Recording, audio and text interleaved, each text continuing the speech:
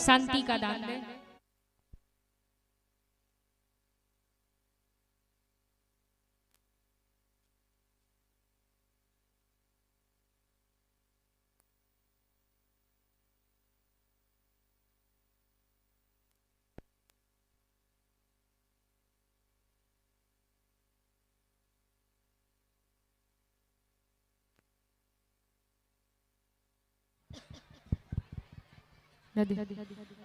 बोलिए श्री बांके बिहारी लाल की।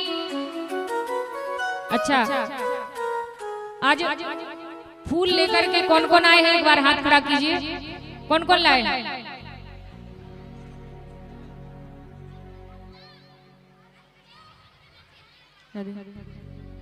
और नीचा कर लीजिए।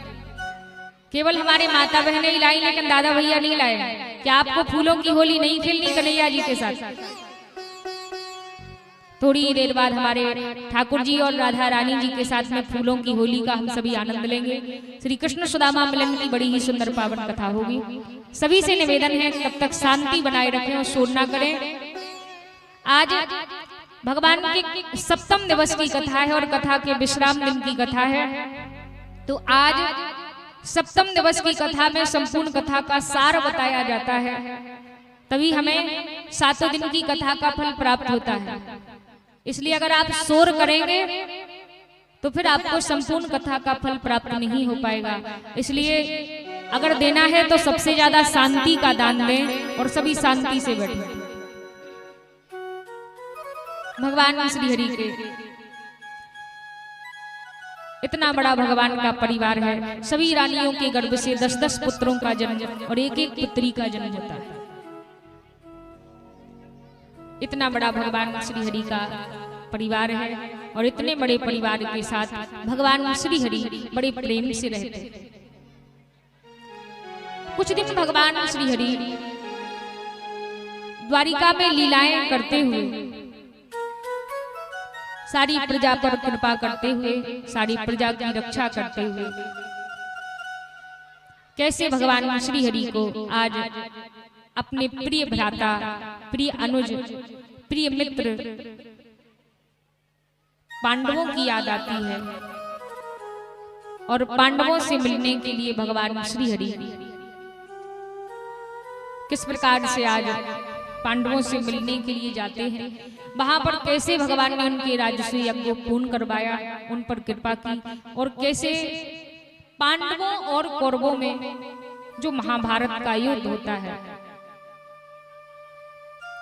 अच्छा, जो महाभारत की कथा है कि महाभारत कैसे हुआ। किसी के हक को लेना, किसी के हक को छीनना, ये सबसे बड़ा पाप है। किसी के धन पर अगर हमारी दृष्टि जाए और लगे कि हमें प्राप्त हो जाए तो ये सबसे बड़ा पाप है। और कई व्यक्तियों को ऐसा लगता है कि ये सब कुछ हमें मिल जाए, सारी दुनिया की जितनी संपत्ति है अगर ये हमें ही मिल जाए तो बहुत अच्छा है। यही कारण था कि पांडवों और कौरवों में युद्ध होता है और उसको महाभारत कहते हैं।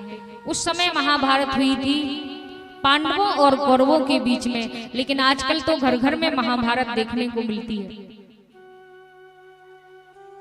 आजकल तो कई घरों में ऐसे लड़ाई झगड़े होते हैं कि वो किसी महाभारत से कम नहीं। और कहते हैं कि कुछ कुछ शब्द हथियार से भी घातक होते हैं। शब्दों को बड़े सोच समझ करके बोलना चाहिए। एक दिन और मैंने कथा में बताया था कि जो हमारे शब्द हैं, हमारी जो वाणी है, इस वाणी का बड़ा प्रभाव पड़ता है। और हम जो बोल रहे हैं वो पलट करके वापस हमें जरूर मिलेगा। किसी से अगर हम गलत बोलेंगे तो उसका परिणाम बड़ा भयंकर होता है।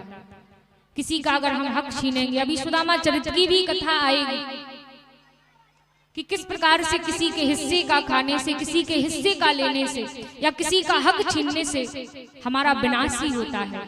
यही कारण था, इसी कारण से महाभारत होती। सबसे पहला कि पांडवों की पत्नी द्रौपदी के मुख से निकला कि अंधे का पुत्र अंधा होता। महाभारत इसी बात पर होती है। यही कारण है कि महारानी द्रौपदी का वस्त्र हरण होता है, दुशासन उनके चीर को खींचता है, उनके साड़ी को खींचता है। आज द्रौपदी का भरे सभा में वस्त्र हरण हो रहा है। और एक बात मैं इस व्यासपीठ से कह दूं कि कहीं भी किसी भी स्थान पर अगर किसी स्त्री का, किसी नारी का अगर आप अपमान होते हुए देखें तो वहां पर आपको जरूर बोलना चाहिए। अगर हम कुछ बोले ना और किसी नारी का अपमान होता रहे, हम उसके सम्मान में ना बोले, तो मैं एक छोटा सा उदाहरण देती हूं कि उसका परिणाम क्या होता है। त्रेता युग में रावण माता सीता का हरण करके ले जा रहा है। माता सीता कहती कोई है रक्षा कीजिए, रक्षा कीजिए। उस समय पक्षीराज गीध जटायु ने माता सीता की रक्षा के लिए अपने जान की बाजी लगा दी और अपने पंखों को रावण ने काट दिया। लेकिन वो जानते हैं कि मैं इस रावण का सामना नहीं कर सकता, ये बड़ा बलवान है। लेकिन एक नारी की रक्षा के लिए, उसके सम्मान के लिए जटायु उस दशग्रीव रावण से भिड़ जाते हैं। और इधर महाभारत में द्रौपदी का वस्त्र हरण होता है। भीष्म पितामह जैसे विद्वान बैठे हैं, बलवान बैठे हैं, अगर वो चाहते तो ऐसा ना हो पाता, लेकिन वो वहां पर बोले नहीं। तो क्या कारण हुआ? एक नारी का अपमान होते देखा और कुछ कहा नहीं, इसलिए परिणाम यह हुआ कि उन्हें बाणों की सैया पर कई दिन कष्ट भुगतना पड़ा, जबकि उन्हें इच्छा मृत्यु का वरदान भी है कि जब इच्छा हो तो मृत्यु हो जाए। लेकिन एक नारी का अपमान होते हुए देखा, कुछ बोले नहीं, तो कई दिन तक बाणों की सैया पर कष्ट भुगतना पड़ा। और त्रेता युग में उस जटायु ने एक नारी के सम्मान की रक्षा की और रक्षा करने के लिए अपने पंखों को भी दांव पर लगा दिया। उन जटायु को वो पुण्य मिलता है कि मरते समय भगवान की गोद में और भगवान के सन्मुख उनका दर्शन करके उनके प्राण निकलते।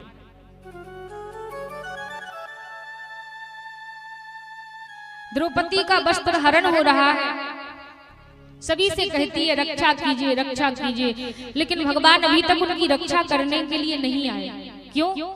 क्योंकि उनका मन अभी इसी संसार में है। वो सोच रही है कि ये हमारी रक्षा करेंगे, ये हमारी रक्षा करेंगे, लेकिन कोई रक्षा नहीं करता है। और जब किसी ने सहायता नहीं की, भगवान श्री हरि उस समय द्वारिका में बैठे भोजन करने ही वाले थे। इधर द्रौपदी का वस्त्र हरण हो रहा है, भगवान की आंखों से आंसू बह रहे हैं, आंसुओं की धारा उमड़ पड़ी। रुक्मणी जी ने कहा कि स्वामी क्या बात है, क्यों रो रहे हो? भगवान ने कहा कि देवी आज मेरी बहन द्रौपदी का, मेरी बहन कृष्णा का वस्त्र हरण हो रहा है। भगवान द्रौपदी से इतना प्रेम करते थे कि उन्हें प्यार से भगवान कृष्णा भी कहते थे। रुक्मणी जी ने कहा कि स्वामी जाइए, आप उनकी रक्षा करने के लिए क्यों नहीं जाते? आप तो यहीं बैठे बैठे सब कुछ कर सकते हैं। तो भगवान श्री हरि ने कहा कि देवी अभी तक उसने मुझे याद भी नहीं किया, अभी तक उसने मुझे बुलाया भी नहीं, मैं कैसे चला जाऊं? लेकिन जब किसी ने सहायता नहीं की, किसी ने रक्षा नहीं की, तो जिस द्रौपदी ने अपने दोनों हाथ उस साड़ी को बचाने में लगाए हैं, उस द्रौपदी ने अपने दोनों हाथों में जो साड़ी पकड़ी है उसको छोड़ दिया और दोनों हाथ ऊपर करके भगवान श्री कृष्ण को याद करती। ये कोई साधारण विश्वास नहीं, ये कोई साधारण छोटा मोटा भरोसा नहीं है। जिस नारी का वस्त्र हरण हो रहा हो, जिसकी लाज जाने वाली हो, वो अपनी साड़ी को जो हाथ बचाने में लगाए, उस साड़ी को छोड़कर अपने दोनों हाथों को ऊपर कर लेती। हे केशव आइए और रक्षा कीजिए। अगर आज लाज जाएगी तो लाज मेरी नहीं जाएगी, अगर आज लाज जाएगी तो लाज तेरी जाएगी कि तू कैसा भगवान है, तूने अपने भक्त की रक्षा नहीं कर पाई, तू उस द्रौपदी को अपनी बहन समझता है तो तू कैसा भाई है कि तूने अपने बहन के सम्मान की रक्षा नहीं कर पाया। और जब द्रौपदी ने पुकार लगाई, हे केशव आइए और मेरी रक्षा कीजिए, तब भगवान श्री हरि ने उस चीर को बढ़ा दिया, उस साड़ी को बढ़ा दिया। दुशासन खींचते खींचते थक जाता है, साड़ी का ढेर लग जाता है, लेकिन उनका वस्त्र हरण नहीं कर पाता। भगवान पर इतना भरोसा होना चाहिए। और इसका कारण यह था कि भगवान श्री हरि की एक बार उंगली कट जाती है। भगवान की उंगली कटी, द्रौपदी जी बगल में खड़ी थी, सब वहां पर खड़े थे। थोड़ी सी उंगली कटी, इतनी कीमती साड़ी को पहना था, अपने उस साड़ी को फाड़कर उस वस्त्र को भगवान की उंगली पर बांधने लगता। भगवान ने कहा, अरे द्रौपदी, अरे कृष्णा, मुझे तो मेरी थोड़ी सी उंगली कटी और तुमने अपनी इतनी कीमती साड़ी फाड़ दी। तब द्रौपदी भगवान से कहती है कि हे प्रभु, प्यारे घनश्याम यदि काम आवे आपके तो काट दूं नसों को ये तो रेशम के धागे।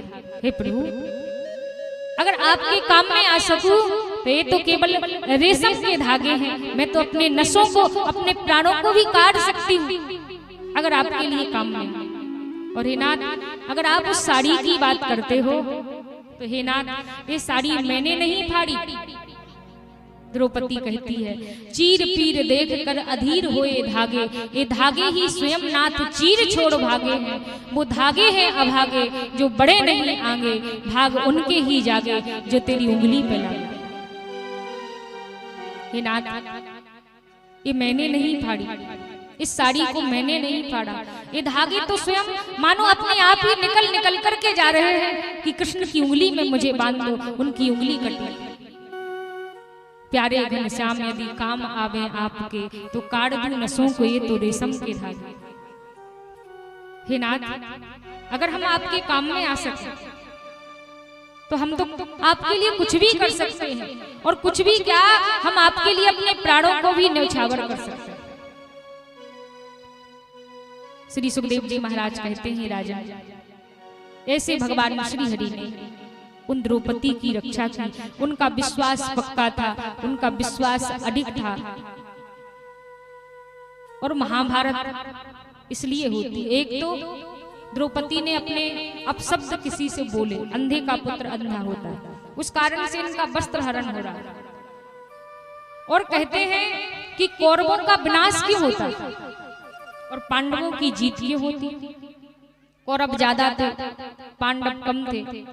इसके कई कारण हैं कि भगवान पांडवों के साथ थे और भगवान की पांडव बात मानते थे, दुर्योधन बात नहीं मानता था। दूसरा कि वो हक छीनना चाहता था। ये कारण तो है ही, लेकिन एक कारण और है।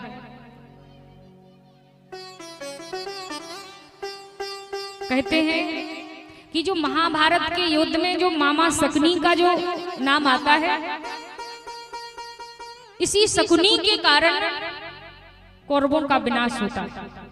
वो शकुनी जो है वो उनका भला नहीं चाहता है। वो धृतराष्ट्र का, उसके संतानों का, उसके पुत्रों का, भले ही दुर्योधन का मामा है, लेकिन वो उनका भला नहीं चाहता, वो उनका बुरा चाहता है कि इनका विनाश कैसे। क्योंकि महाराज धृतराष्ट्र जी अंधे थे और माता गांधारी के साथ इनका जबरदस्ती विवाह किया गया था। उनकी इच्छा भी नहीं थी, उनके पिता की भी इच्छा नहीं थी, उनके भाई शकुनी की भी इच्छा नहीं थी, तब भी जबरदस्ती उनका विवाह। तब से शकुनी उनके साथ में आया है कि मैं कुछ ना कुछ ऐसा षड्यंत्र करूंगा जिससे इनका विनाश हो। और कहते हैं कि जो वो जुए में, उसके पास जो जुए के पासे थे वो कोई साधारण पासे नहीं थे, ना ही इसको कोई माया जाल आता था। उसके कहने पर वो पासे जैसे कह दे कि 5 या 6 तो वैसे ही आते थे। क्यों आते थे? क्योंकि जब गांधारी का जबरदस्ती विवाह हुआ तो गांधारी के पिताजी अपने पुत्री के वियोग में अपने प्राणों को त्यागने वाले थे। उनके प्राण निकलने ही वाले हैं कि प्राण निकलते समय गांधारी के पिता ने अपने पुत्र शकुनी से कहा कि पुत्र, मेरे जाने के बाद मेरी पुत्री की देखरेख तुम ही करोगे, उसकी सहायता तुम ही करोगे, तुम उसके साथ जाओ। लेकिन जब मैं मर जाऊं, मेरे शरीर का दाह संस्कार करना, तो मेरे शरीर को जला देना, लेकिन मेरे शरीर की जो ये अस्थियां हैं, मेरे शरीर की जो ये हड्डियां हैं, इनके पासे बना लेना और उन पासों से तुम जुआ खेलना। जैसा तुम बोलोगे वैसे ही पासे आएंगे, क्योंकि एक पिता अपने पुत्र के, अपने संतान के साथ छल नहीं कर सकता। जो पुत्र मांगेगा वो पिता जरूर देगा। तो शकुनी के पास जो भी पासे थे, वो पासे उसके पिता की हड्डियों के बने थे और उन्हीं पासों के द्वारा ही उसने जुआ खिलवाया। और ये महाभारत का इतना बड़ा युद्ध होता है। दूसरा, कौरवों के पास भी धर्म है, पांडवों के पास भी धर्म है।